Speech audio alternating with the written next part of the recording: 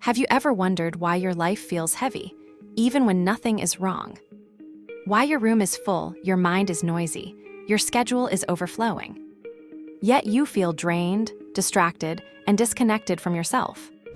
Here's the truth most people never hear. Clutter isn't just the stuff in your home. It's the weight you carry in your mind. It's the stories you never released. It's the emotions you never sorted through. And it builds quietly. One drawer, one thought, one unresolved moment at a time, until you're buried under things you don't need. Thinking patterns that don't help. And versions of yourself you've already outgrown. Today, we're going to break that cycle. Because before you can create the life you want, you have to clear the life you're stuck in. How clutter creeps in. Clutter doesn't show up overnight. It builds slowly. A drawer here, a thought there. One unopened box becomes a room of boxes. One unresolved issue becomes a lifetime of emotional avoidance. We keep things because we think we might need them. We hold on to toxic relationships because we're scared to be alone. We keep outdated beliefs because they're familiar. We confuse emotional attachment with value.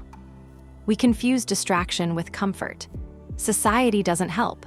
Everywhere you turn, you're told to buy more. Success looks like accumulation. So we overconsume not just products, but content, stimulation, and attention. And when life starts to feel overwhelming, we try to fix it with more.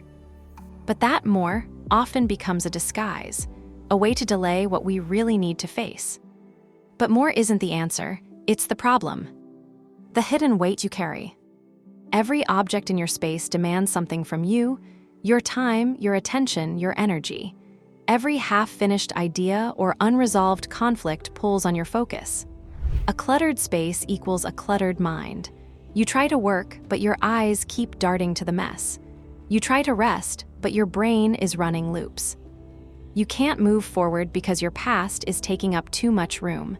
Physical clutter becomes emotional. Emotional clutter becomes mental. And mental clutter turns into exhaustion.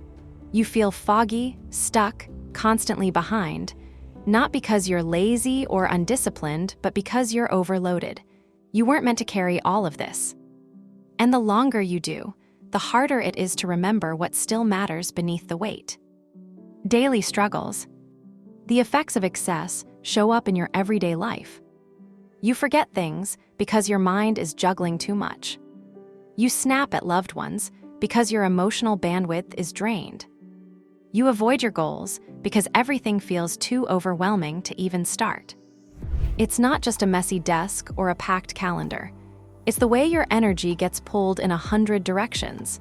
It's how decision fatigue wears you down. It's how emotional baggage keeps you from trusting, trying, risking, connecting.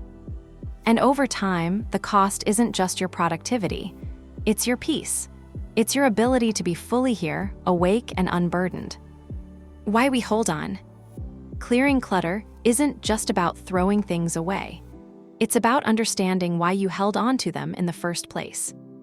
Are you afraid that letting go means forgetting?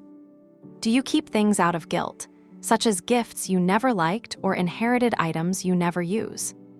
Are you avoiding discomfort by surrounding yourself with distractions? Letting go feels risky.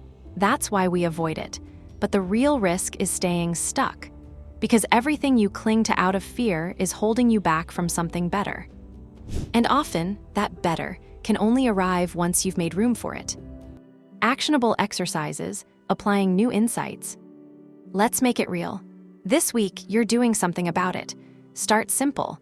You don't need to clean the garage in one go. You need to move emotionally, mentally, and physically. Pick one of the following weekly experiments or make your own and write your plan. Declutter sprint. Set a timer for 15 minutes each day. Choose one drawer, shelf, or file folder. Get rid of anything you haven't used in the past year. Donate it, trash it, or repurpose it immediately. Digital cleanse. Delete unused apps. Clear your desktop. Unsubscribe from emails you never open. Shut off non-essential notifications. Mental noise dump. Every morning or night, write down everything on your mind. Don't edit, just dump it. Then, highlight what actually needs action. Defining the challenge, barriers to growth. What's actually in your way? We don't get stuck by accident. Multiple things keep us locked in patterns. Maybe it's fear of missing out, guilt, sentimentality, control, perfectionism, or just plain habit. The clutter builds because we keep saying later until it becomes normal. Mental clutter isn't just stress. It's indecision, regret, comparison, worry, resentment, and most of it, useless. Physical clutter isn't just junk. It's unprocessed decisions, stuff you were going to fix. These are things that represent someone you used to be or thought you should be. By the way, if this message is hitting a little deeper than you expected, I've put together something to help you go further. It's a set of free chapter previews and guided prompts designed to help you clear the mental noise, let go of what's been weighing you down, and create the space your mind has been craving. You can grab it through the link in the description. How to start clearing the excess. You don't have to overhaul your entire life in a day. In fact, that'll just add to the overwhelm. Start small and start intentionally. Step 1, ask the hard questions. Before you toss anything, ask yourself, does this add value to my life? Am I keeping this out of fear, guilt, or habit? Would I feel lighter if this were gone? If the answer is no, it's time to let it go, not with judgment, but with compassion for the version you once needed. Step 2, declutter in phases. Don't aim for perfection, aim for progress. Pick one drawer, one inbox, one belief, clean it out, then move on to the next. Use the joy test. If it doesn't bring any joy or at least serve a clear purpose, it's clutter. And don't stop at objects. Thoughts, grudges, and old identities need clearing too. You're not just decluttering your space, you're decluttering your identity. And if you're planning to relocate, that process can be a powerful trigger for letting go. Many of the things we hold onto are tied to the emotional landscape of where we've lived, memories, stories, and even identities shaped by places that no longer reflect who we are becoming. Step 3, redefine success. Simplicity isn't about living with nothing.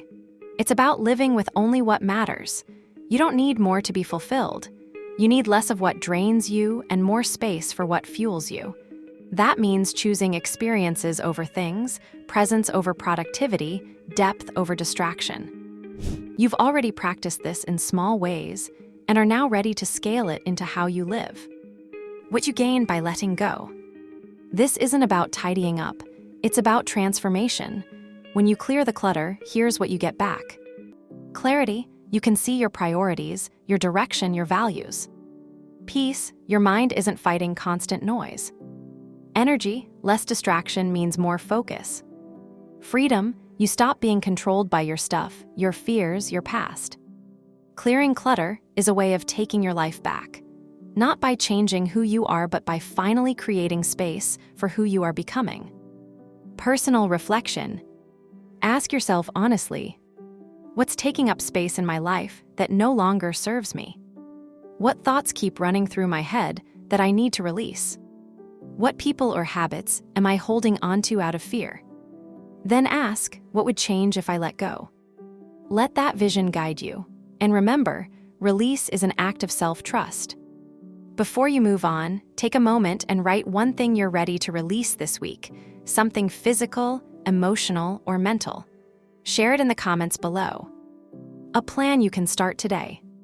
You don't need a perfect plan, you need to start. Try this. 1. Decluttering challenge. Pick 10 items in your home to remove this week.